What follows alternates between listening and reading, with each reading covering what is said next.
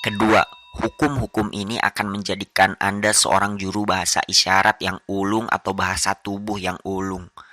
Dan Anda akan terus membaca bahasa tubuh atau bahasa isyarat yang dipancarkan orang-orang, memberi Anda kemampuan yang jauh lebih besar untuk menilai karakter mereka. Biasanya, jika kita memperhatikan perilaku orang, kita terburu-buru untuk memasukkan tindakan mereka ke dalam kategori tertentu secara cepat dan bergegas menuju kesimpulan. Jadi kita puas dengan penilaian yang sesuai dengan prasangka kita sendiri, atau kita menerima begitu saja penjelasan mereka yang mungkin mementingkan diri mereka sendiri. Hukum-hukum ini akan membebaskan Anda dari kebiasaan ini dengan memperjelas betapa mudahnya salah membaca orang dan bagaimana kesan pertama bisa menipu. Anda akan memperlambat diri, tidak mempercayai penilaian awal Anda, dan akhirnya melatih Anda untuk menganalisis apa yang Anda lihat. Anda akan berpikir dengan cara yang berlawanan. Ketika orang secara terang-terangan menunjukkan beberapa sifat seperti kepercayaan diri atau hypermaskulinitas, atau sejenis sifat atau sikap perasaan sangat berani atau merasa diri sangat jantan, mereka sebenarnya paling sering menyembunyikan kenyataan sebaliknya. Anda akan menyadari bahwa orang-orang terus memainkan peran di publik, membuat pertunjukan bahwa mereka adalah orang yang progresif dan suci, hanya untuk menyamarkan bayangan mereka dengan lebih baik. Anda akan melihat tanda-tanda bayangannya ini bocor dalam kehidupan sehari-hari. Jika orang mengambil tindakan yang tampaknya keluar dari karakter mereka, Anda akan perhatikan apa yang sebenarnya sering muncul dari karakter mereka adalah karakter mereka yang sebenarnya. Jika orang-orang pada dasarnya malas atau bodoh, mereka akan meninggalkan petunjuk untuk ini. Dan dalam detail terkecil yang dapat Anda amati dengan baik sebelum perilaku mereka membahayakan Anda. Kemampuan untuk menilai orang yang sebenarnya, tingkat loyalitas mereka, dan kehati-hatian orang adalah salah satu keterampilan terpenting yang dapat Anda miliki, yang dapat membantu Anda menghindari perekrutan yang buruk, kemitraan, dan hubungan yang bisa membuat hidup Anda sengsara.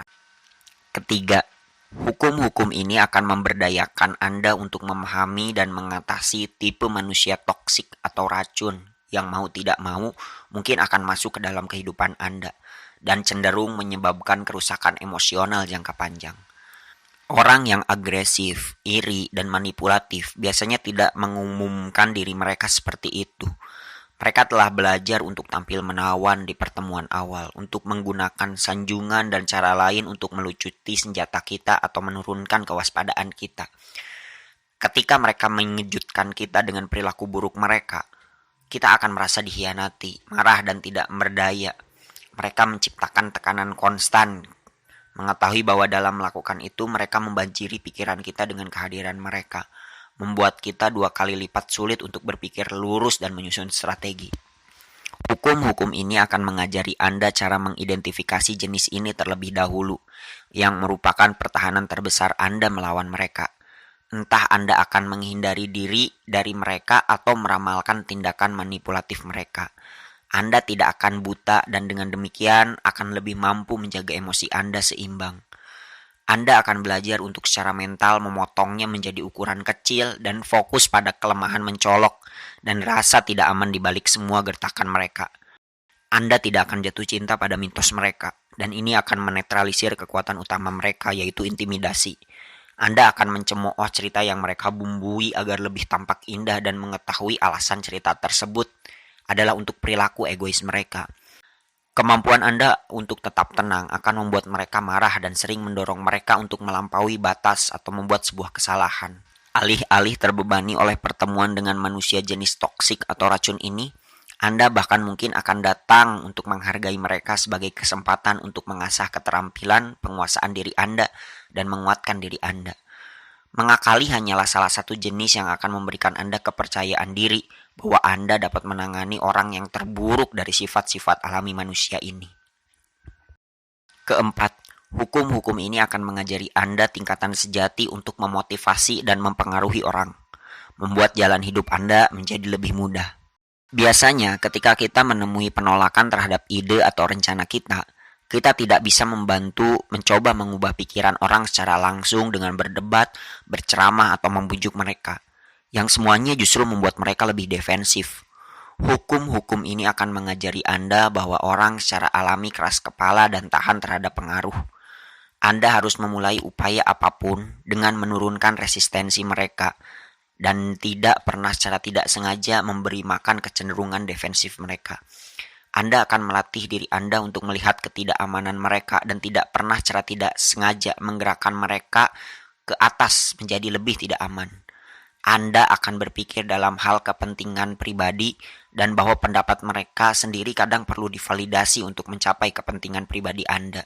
Memahami sifat daya serap emosi, Anda akan belajar bahwa cara mempengaruhi yang paling efektif adalah dengan mengubah suasana hati dan sikap Anda. Orang-orang menanggapi energi dan sikap Anda lebih dari kata-kata Anda. Anda akan menyingkirkan segala sikap defensif di pihak Anda. Alih-alih merasa santai dan benar-benar tertarik pada orang lain, itu akan membuat efek positif dan hipnotis. Anda akan belajar bahwa sebagai pemimpin, cara terbaik menggerakkan orang ke arah Anda yang Anda inginkan adalah terletak pada pengaturan nada yang tepat melalui sikap, empati, dan etos kerja. Kelima, hukum-hukum ini akan membuat Anda menyadari betapa dalam kekuatan sifat alami manusia beroperasi di dalam diri Anda, memberi Anda kekuatan untuk mengubah pola atau kepribadian negatif sendiri. Respon alami kita untuk membaca dan mendengar tentang kualitas atau sifat yang lebih gelap di dalam sifat alami manusia adalah untuk membuat kita tidak termasuk di dalamnya. Itu selalu orang lain yang lebih narsis, irasional, iri, muluk, agresif, atau pasif agresif. Kita hampir selalu melihat diri kita sebagai orang yang baik niatannya. Jika kita tersesat, itu adalah kesalahan keadaan atau orang yang memaksa kita untuk bersikap negatif. Hukum akan membantu Anda berhenti sekali dan untuk semua proses penipuan diri ini. Kita semua dipotong dari kain yang sama, dan kita semua memiliki kecenderungan yang sama.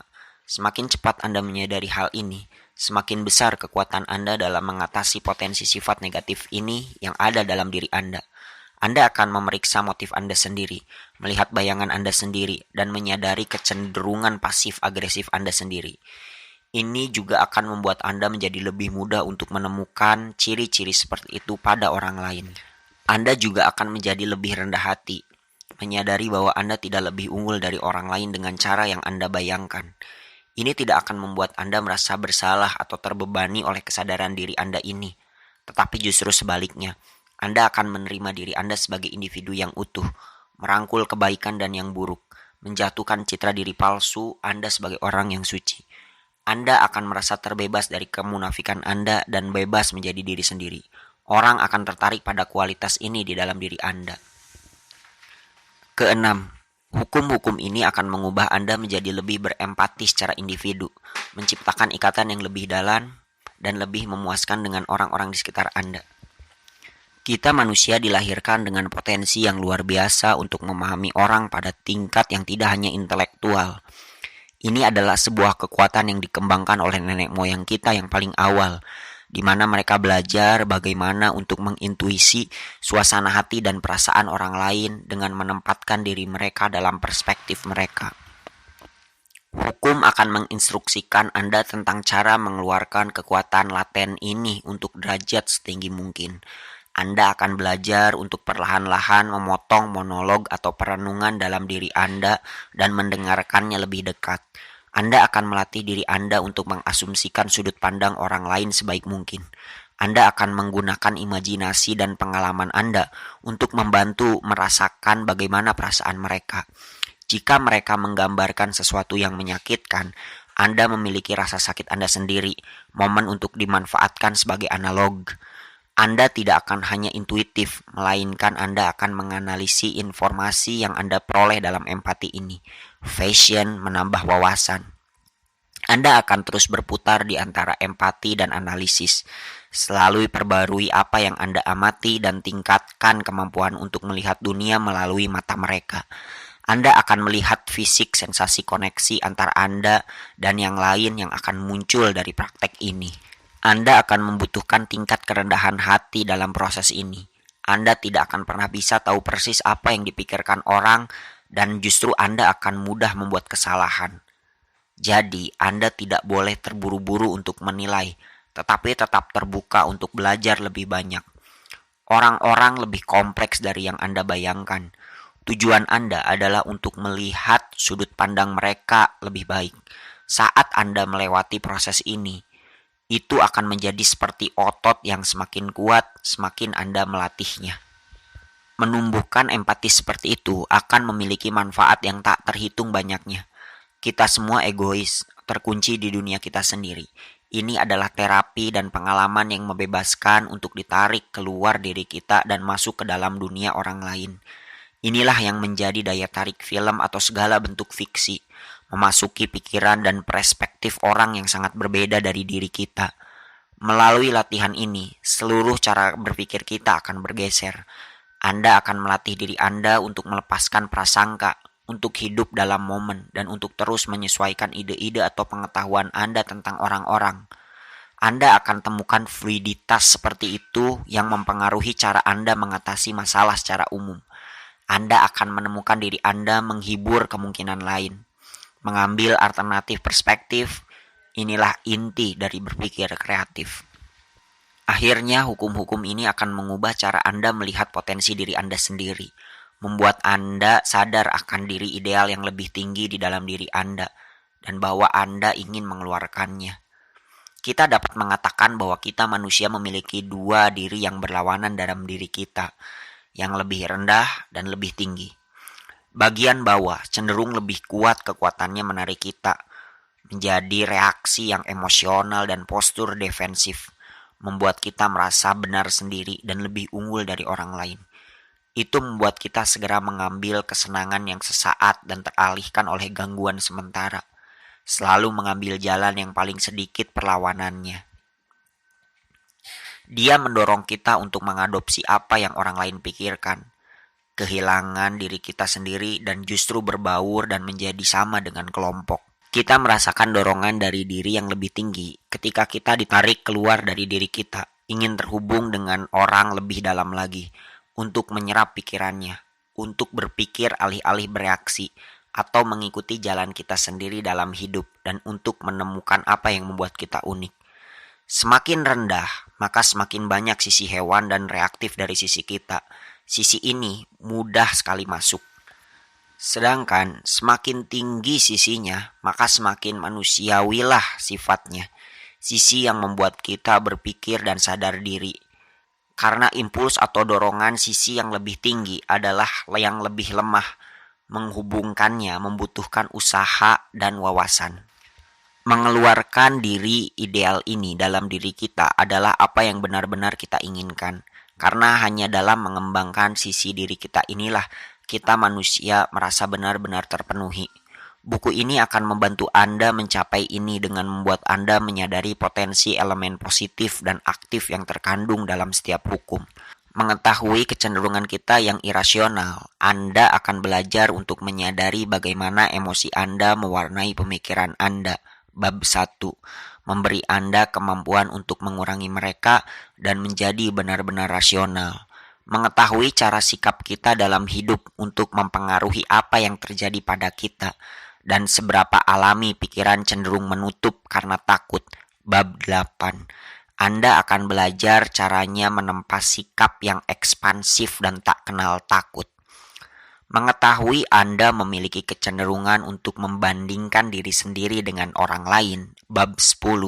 Anda akan menggunakan ini sebagai dorongan untuk unggul di masyarakat melalui pekerjaan superior Anda untuk dikagumi seperti mereka yang mencapai hal-hal besar dan terinspirasi oleh teladan mereka untuk meniru mereka.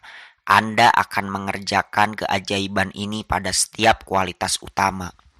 Menggunakan pengetahuan Anda yang diperluas tentang sifat alami manusia untuk melawan tarikan ke bawah yang kuat dari sifat rendah Anda. Pikirkan buku dengan cara berikut. Anda akan menjadi seorang magang yang sedang memahami sifat-sifat alami manusia.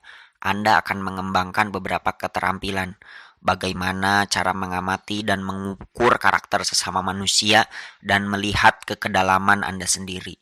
Anda akan berusaha menciptakan diri Anda yang lebih tinggi, dan melalui latihan, Anda akan muncul sebagai master seni, mampu menggagalkan hal terburuk yang dapat dilemparkan orang lain kepada Anda, dan untuk membentuk diri menjadi individu yang lebih rasional, sadar diri, dan produktif. Manusia hanya akan menjadi lebih baik ketika Anda membuatnya melihat seperti apa dirinya. Anton Chekhov.